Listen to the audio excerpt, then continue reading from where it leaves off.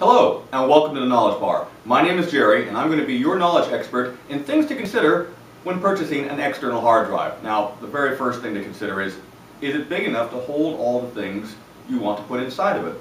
Now, you're the only one who can really make that decision based on your pictures, your photograph, your business contacts, and whether or not it's simply on your machine or an entire household or even perhaps a small business. You're going to go ahead and have to do a rough calculation. Bear in mind, we want this external storage to be a copy of those things that we already have inside our computer.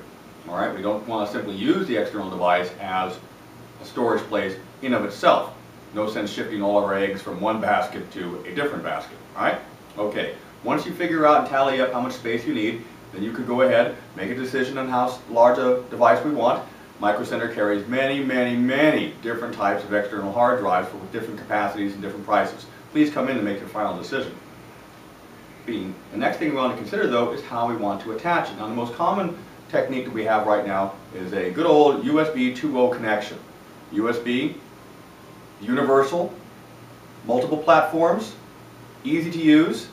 The only downside is actually one of the slowest ways to transfer material. USB is a host-based technology. Your processor is actually involved in watching over the handoff of material from one drive to another. Kind of tedious, all right? Better solution, if available, we want to look at either FireWire or perhaps, even better, an eSATA connection. A drive like this works in multiple locations. Works USB, works FireWire 400 that you'll see on a PC, also known as iLink connections off of your video cameras. FireWire 800 top-end Macintoshes are going to support this, also has the eSATA connection. Transferring data as fast as you would from serial SATA drives inside your computer from one to another inside, we extend it to the outside. All right? Or another technology we can look at, hook it up on your network. We go ahead, we use something called network attached storage. This is going to be a hard drive you're going to hook up to your wireless router, and so that all the units inside your network would be able to access this drive. Finally, some new technology coming on the block, USB 3.0.